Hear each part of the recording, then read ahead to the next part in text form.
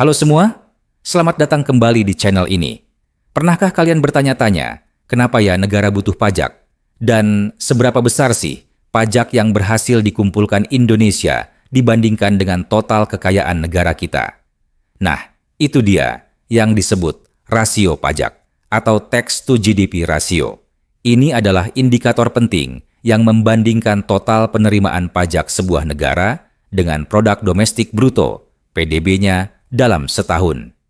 Rasio pajak ini seperti termometer kesehatan keuangan negara. Angka yang memadai menunjukkan kemampuan pemerintah membiayai pembangunan, mulai dari membangun jalan, sekolah, rumah sakit, sampai program-program kesejahteraan. Sayangnya, sudah lama rasio pajak Indonesia jadi perbincangan hangat, tapi bukan karena angkanya yang membanggakan. Dibandingkan negara tetangga di ASEAN, rata-rata Asia Pasifik, bahkan negara maju OECD, rasio pajak kita relatif rendah, bahkan termasuk yang terendah di G20 dan ASEAN pada tahun 2021. Pada tahun 2022, angkanya hanya 12,1%. Bahkan pada tahun 2024 lalu, angka tax ratio Indonesia hanya 10,07%. Angka ini masih di bawah capaian tahun 2008 yang 13% dan jauh dari rekomendasi Bank Dunia, yaitu minimal 15% dari PDB sebagai bahan utama pertumbuhan ekonomi dan pengurangan kemiskinan. Studi internal Kementerian Keuangan bahkan menyebut angka 15,29% sebagai rasio optimal untuk mendorong pertumbuhan ekonomi maksimal di Indonesia. Jadi, ada kesenjangan besar di sini. Meskipun ekonomi Indonesia terus tumbuh, rasio pajaknya cenderung stagnan.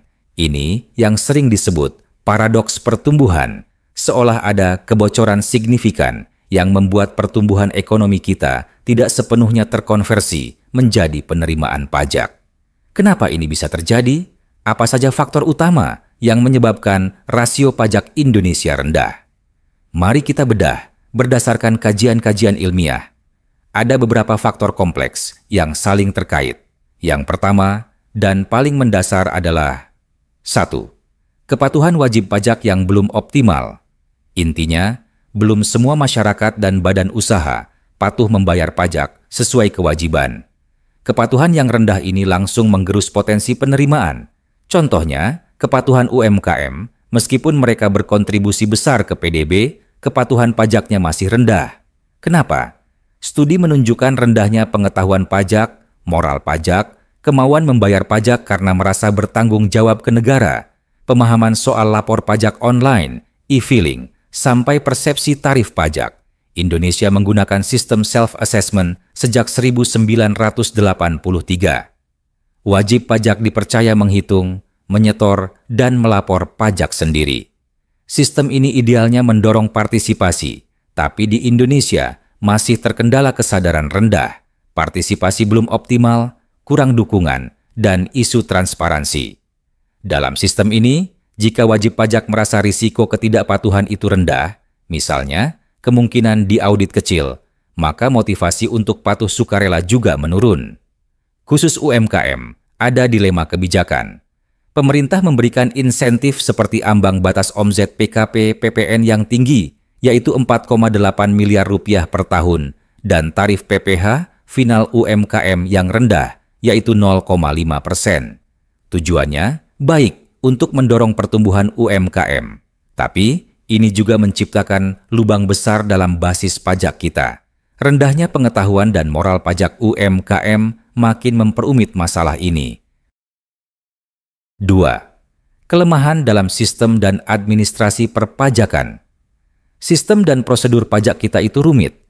Pernah loh Indonesia ada di peringkat 26 sebagai negara dengan administrasi pajak paling kompleks secara global. Ini bikin compliance cost alias biaya kepatuhan bagi wajib pajak jadi tinggi. Waktu, tenaga, dan biaya yang dikeluarkan. Wajib pajak untuk urus pajak itu lumayan. Sistem yang rumit bisa bikin wajib pajak kecil kesulitan patuh atau malah jadi celah buat wajib pajak besar melakukan penghindaran pajak.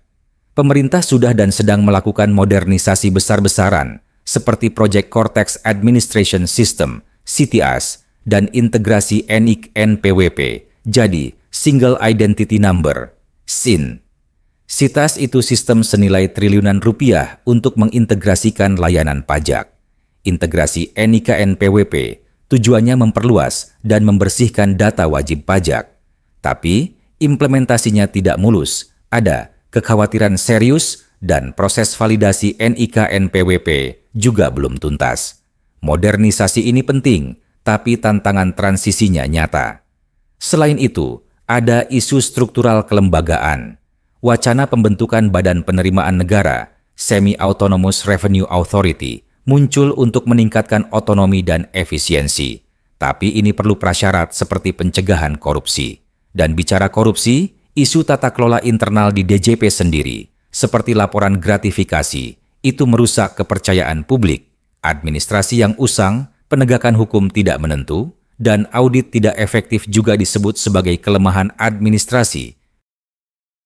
3. Besarnya skala ekonomi bayangan, shadow economy, dan sektor informal. Ini masalah fundamental lainnya. Ekonomi bayangan atau sektor informal adalah aktivitas ekonomi yang tidak tercatat dan tidak terpajaki. Skalanya di Indonesia itu besar sekali, diperkirakan sekitar 47% aktivitas ekonomi kita di 2024 ada di luar basis pajak formal. Bayangkan, hampir setengah. Estimasi besaran shadow economy ini bervariasi. Ada yang menyebut 22,59% sampai 35,7% dari PDB. Potensi kerugian pajak per tahunnya itu puluhan triliun rupiah. Shadow economy ini punya dampak negatif signifikan ke rasio pajak dan diperparah oleh permasalahan korupsi. Sektor informal ini sulit dijangkau sistem pajak kita. Skalanya kecil, pencatatan keuangan minim, dan pelakunya mobile. Upaya formalisasi sering dianggap berat. Bersaing dengan sektor informal yang tidak bayar pajak juga bisa mendorong perusahaan formal untuk ikut menghindari pajak. Kelemahan administrasi dan akses data juga mempersulit penjangkauan sektor ini. Besarnya shadow economy ini juga bisa jadi cerminan tata kelola pemerintahan yang lemah dan tingginya korupsi. Keempat, praktik penghindaran dan pengelakan pajak. Ada tax avoidance, penghindaran, dan tax evasion, pengelakan. Penghindaran itu legal, memanfaatkan celah aturan. Pengelakan itu ilegal, sengaja tidak bayar pajak. Keduanya sama-sama mengurangi penerimaan negara. Penghindaran pajak oleh korporasi itu jadi perhatian serius, terutama perusahaan multinasional pakai skema transfer pricing. Ini cara mereka memindahkan keuntungan ke negara dengan tarif pajak lebih rendah, menggerus basis pajak di Indonesia. Faktor tata kelola perusahaan, komisaris, komite audit, kadang bisa menekan ini, tapi hasilnya bervariasi di berbagai studi. Kalau pengelakan pajak, tax evasion, angkanya juga signifikan. Studi Bank Dunia menemukan sekitar 25% perusahaan formal di Indonesia secara tidak langsung mengakui melakukan pengelakan pajak. Tingkatnya lebih tinggi di perusahaan yang bersaing dengan sektor informal atau merasa terbebani administrasi pajak. Sistem pajak yang kompleks itu sendiri bisa jadi pemicu keduanya. Aturan rumit dan banyak celah bisa dimanfaatkan untuk penghindaran agresif. Sementara, bagi wajib pajak kecil, kerumitan justru bikin sulit patuh, kadang berujung pengelakan yang tidak disengaja. Solusinya adalah dengan menyederhanakan sistem untuk mengurangi perilaku ini. Kelima, desain kebijakan dan struktur perpajakan yang belum optimal. Kebijakan pajak kita itu juga memiliki peran yang fundamental.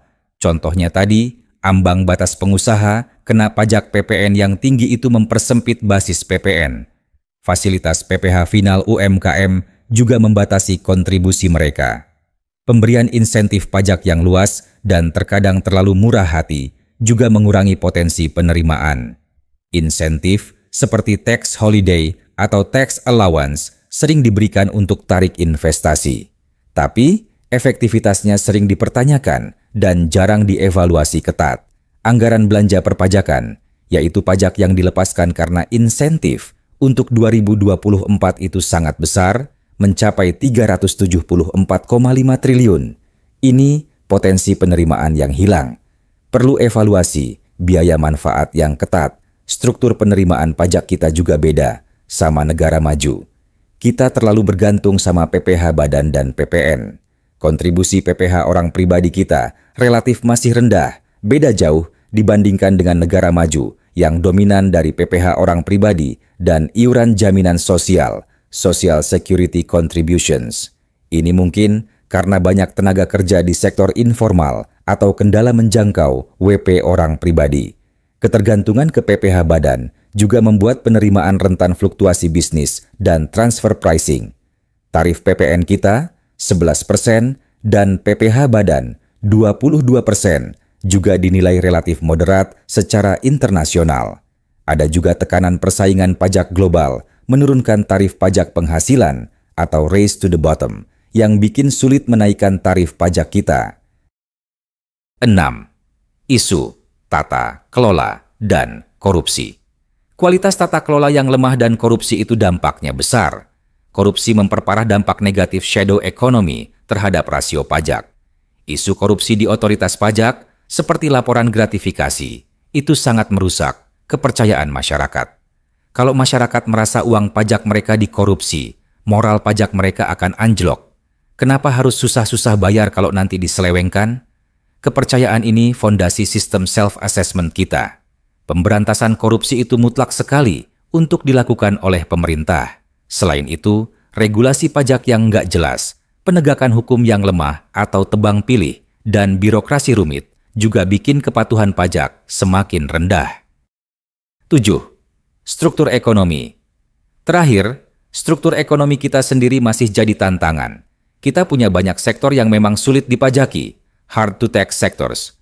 Contohnya, pertanian skala kecil, sektor informal yang sangat luas, dan UMKM yang jumlahnya jutaan.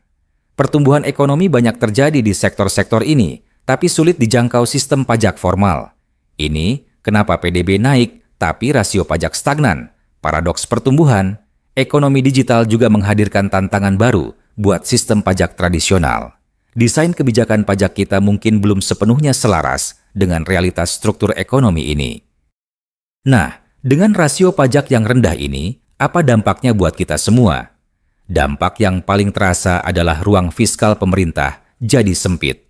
Artinya, kemampuan pemerintah membiayai pembangunan yang penting jadi terbatas. Dana untuk bangun infrastruktur, jalan, jembatan, dan lain-lain, ningkatin kualitas pendidikan dan kesehatan jadi berkurang.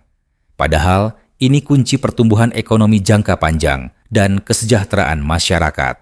Ingat kan, Bank Dunia bilang rasio 15% itu bahan utama untuk pertumbuhan dan pengentasan kemiskinan. Kalau jauh di bawah itu, target pembangunan Indonesia jadi sulit tercapai. Keterbatasan pajak ini juga bisa bikin pemerintah makin bergantung sama utang.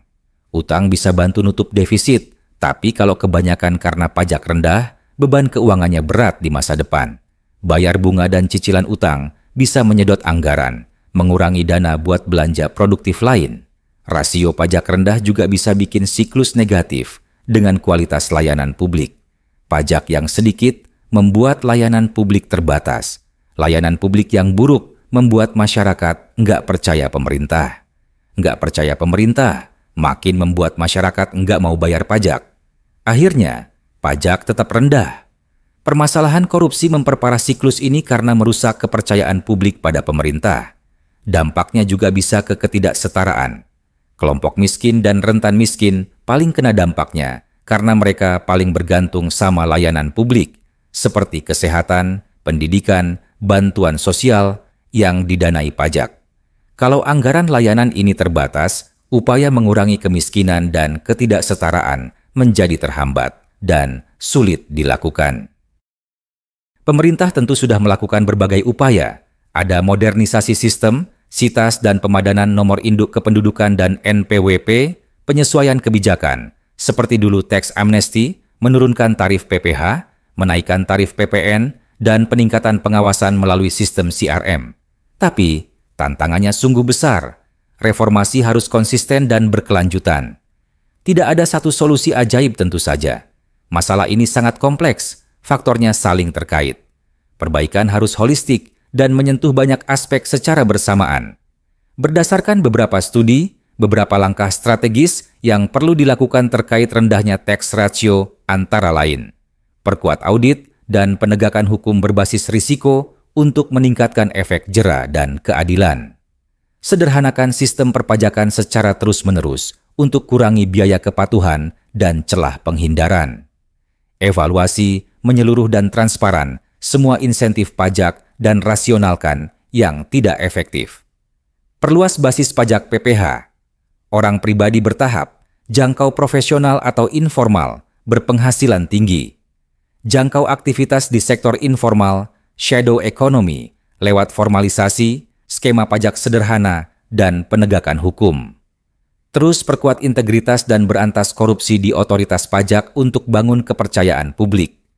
Tingkatkan transparansi penggunaan dana pajak agar masyarakat lihat manfaat kontribusinya sehingga bisa meningkatkan moral pajak. Meningkatkan rasio pajak itu bukan sekadar target angka.